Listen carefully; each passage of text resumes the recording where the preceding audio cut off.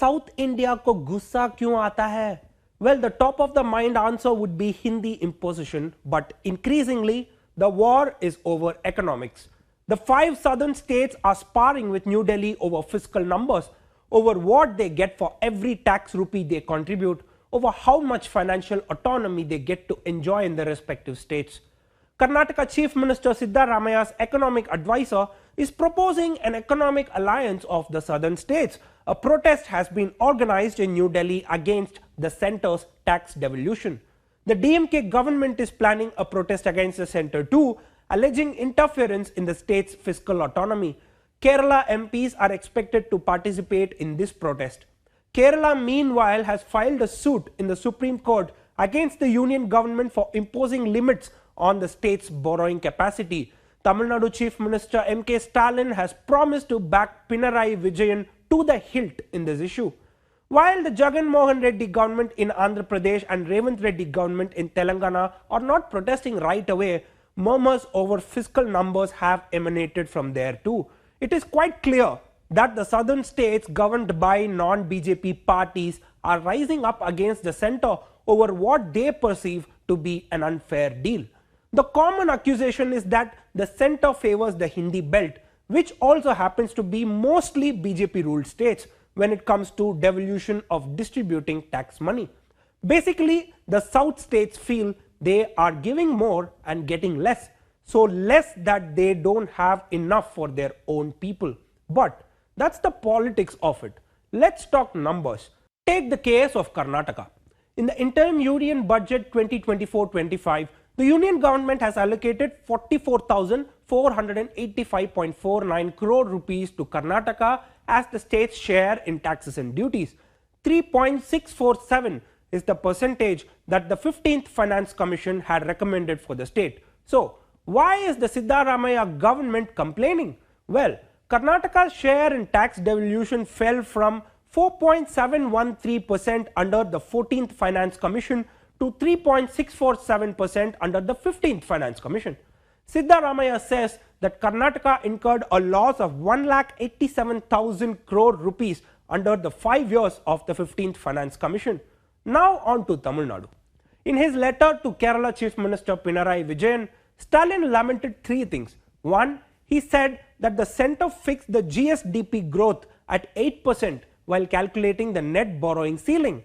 Stalin claims that Tamil Nadu has achieved around 15% growth in the last 2 years. That's a loss of 6,000 crore rupees in borrowing space according to the Tamil Nadu Chief Minister. 2. The centre's mandatory condition of asking states to fund the gross losses of power distribution companies or DISCOMs. These rules under the centre's power sector reforms have forced the Tamil Nadu government to provide 17,111 crore rupees to Tangedco, the state-run DISCOM, strangling its fiscal space. 3. Stalin accused the centre of deliberately delaying the approval of the Chennai Metro Rail Phase 2 project as a central sector project, which resulted in a debt of 33,594 crore rupees. This had to be included in the state's net borrowing ceiling, which he calls a dent. Earlier, Tamil Nadu Finance Minister Thangam Tennarasu pointed out that the state received only 29 paise for every rupee it gave to the centre. He said that while Tamil Nadu accounted for 6.124% of the country's population, its share from the total divisible pool of central taxes had decreased from 5.305% under the 12th Finance Commission to 4.079% under the 15th Finance Commission. So, do these states have a point? Let's take a look at the state-wise distribution of net proceeds of central taxes and duties. Devolution to the states from the centre's tax revenue is estimated to be 12,19,783 crore rupees in 2024-25. This is an increase of 10.4% over the revised estimates of 2023-24. But this is still only 32% of central taxes being shared with the states. The 15th Finance Commission's recommendation was 41%. Well, the constant complaint of several states over the years has been that the 15th Finance Commission's formula for tax devolution among the states is skewed. The 15th Finance Commission had calculated each state's tax share based on its needs like population, area and forest and ecology, per capita income difference that is equity, and performance that is the state's tax revenue contribution and lower fertility rate.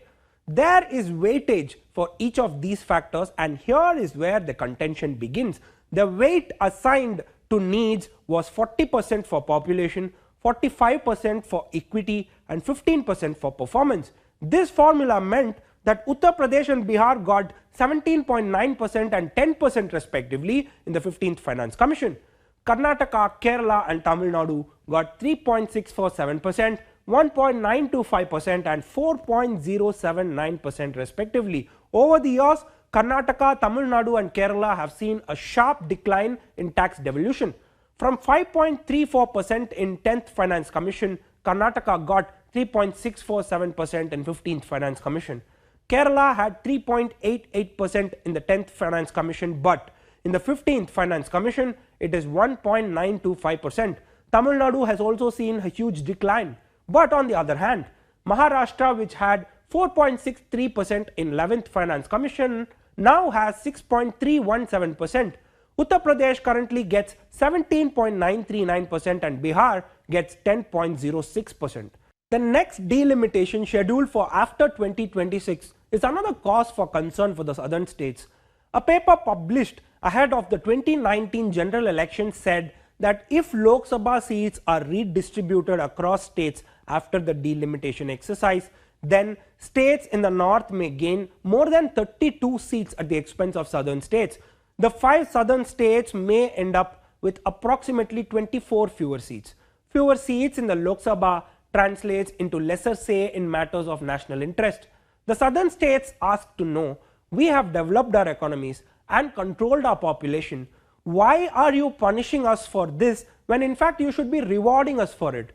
The federal system rests on the fine balance between the union and state governments and the various interstate relationships. Here give and take is a given. For a nation to grow, all its states need to grow, and yet what the state governments in the south are asking for is what they feel is rightfully their share, enough to feed and clothe their population, to have funds to handle natural disasters and other issues. Can the center address the concerns of the southern states? It's wait and watch.